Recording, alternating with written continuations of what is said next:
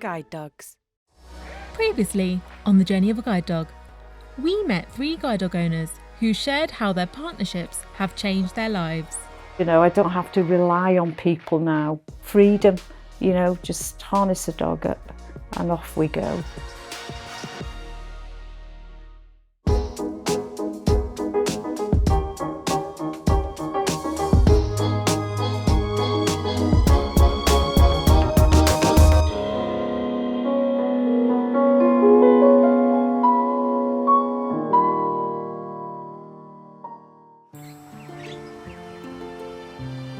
My role looks at all of our external engagement with anybody who's interested in how we train our dogs, how we breed our dogs, how we raise our dogs.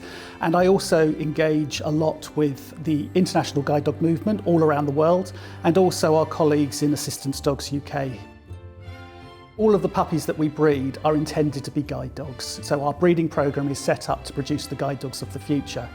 But we do have different dogs with different skills and different capabilities that makes us think that this dog at this stage is not going to be successful as a guide dog or even not really happy as a guide dog. And not all of them will actually be the most suited to be guide dogs. So we look to see, can that dog go into partnership in a different role? For ourselves, we've got the Buddy Dog programme, which partners some of our dogs with children with sight loss, and they enter into their family home and support them. We've got the dogs that we select to enter our breeding programme, and they become the guide dog mums and dads of the future. Then we've got our demonstration dogs that go out into the community and demonstrate how we train our dogs and how we partner our dogs with people. They showcase the best of what we do. Then we've got the dogs that we're not going to use in any of those roles, so we might look at a really good family home for that dog. And lastly, we might have the opportunity to partner our dogs with another assistance dog organisation who may place that dog into a different assistance dog partnership. The selection of our guide dog mums and dads are the dogs that are going to produce the guide dogs of the future for us. And it's really important for us to make sure that we're bringing forward the best dogs with the best genetics that will help the breeding programme going forward.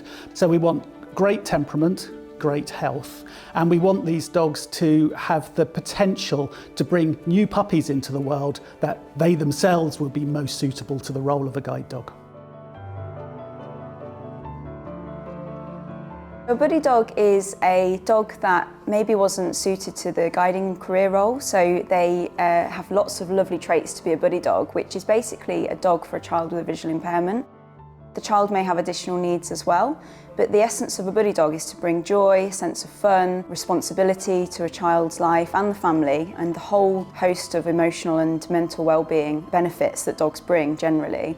They make fantastic companions, and the overruling trait of all of the buddy dogs is that they are social and friendly and just absolutely so loving and affectionate. We're always looking for the best match for that dog and for that family, so it works both ways. And my job ultimately is to make sure that we create the best partnerships possible. The benefits have been huge for many of the children that have been lucky enough to get a buddy dog. So if the child's been non-verbal, often they've said their first word to the dog, or simply getting outside more. So children that aren't motivated to exercise have started to exercise, which is fantastic. They really offer that companionship therapy side of things, and the dog being there grounds and supports the child massively.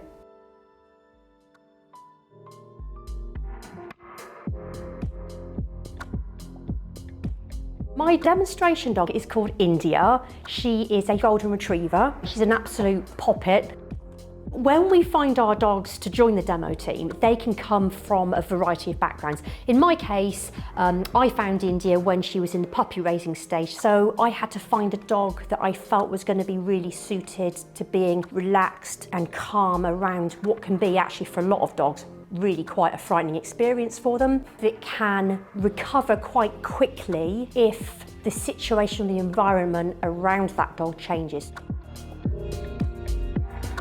Other dogs that we have as demo dogs could be buddy dog, rehomed dogs, and guide dog mums and dads.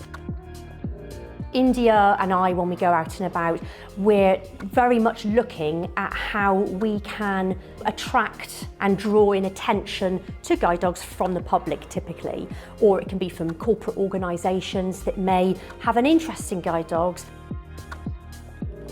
We might be part of adverts on the TV, we might be asked to do some filming, but often what we do is actually engaging with people to get the interest going in the first place. I would say that's probably the biggest part of our role, and then quite often you can then signpost those people to areas that maybe they've talked about, for example, puppy raising, fostering, all areas that we obviously love to have people to come and join us and help us with. During our demonstrations, we will showcase a lot of the behaviours that our dogs that are going through training to become a guide dog will do. Within the demo, they might be targeting a push button, something quite simple like a hand target where the dog will go to the hand, chin rest, where the dog will rest its chin on either somebody's hand or maybe on a towel.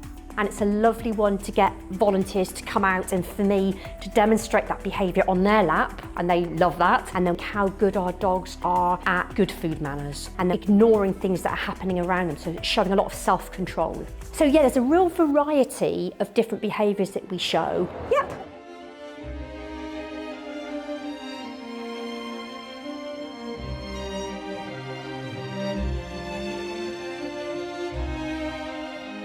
We've got the largest breeding programme of any working dog organisation in the world. We're always looking at diversifying our genetic pool. So that means that we work internationally with other guide dog providers. From time to time, we collaborate with other assistance dog providers.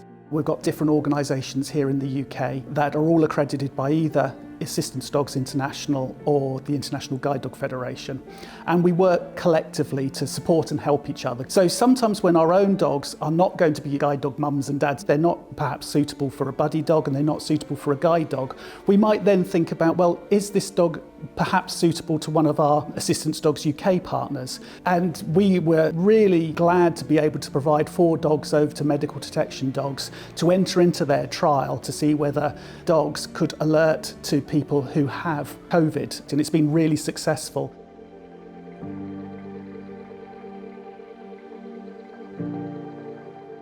A rehomed dog is one of the dogs that either doesn't qualify to be a guide dog, or the dogs that have enjoyed a working career and are then retired, but their owners aren't able to keep them or pass them on to what we call a nominated home, which would be a suitable friend or family member to look after the dog.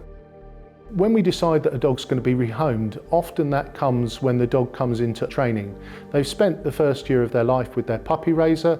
They then come into us for us to start introducing them to things like the guide dog harness or some basic training tasks. And at that point, sometimes it becomes very clear that the dog isn't going to be suitable for a guiding career. And that's when we start to think about a route into rehoming. Margaret is a rehomed guide dog. She's 4 years old and she's a virtual golden retriever, which means that she's mostly golden retriever with a little bit of Labrador in her. I mean, she's just a wonderful family dog. We were very fortunate to be able to puppy raise Margaret before she moved on to the next step of her training. Unfortunately, she wasn't successful in that role, so we put in an expression of interest to say that we'd like to have her back should she ever need rehoming. I work part-time at a local primary school. She also comes to work with me once a week and spends a few hours with the class that I work in. She's just absolutely brilliant with the children. We go out and about with her, we enjoy lovely long walks, and she's just been brilliant. She's fantastic with the children and everyone who we meet. She's a lovely, lovely dog. A lot of people that apply to rehome one of our dogs are looking for a perfect dog. And to be honest, the perfect dogs that we have go on to make life-changing guide dogs. So some of them have some slight complexities, which means that we look for either a different career path or a home for them to enjoy just as a pet dog. And then the retiring dogs who've had a working career and they get to the point where they're ready to retire, and we look for a home that's going to give that dog a really good retirement so that they can enjoy that time as much as they did their working career. Coming up next, find out how our guide dogs spend their retirement after their working career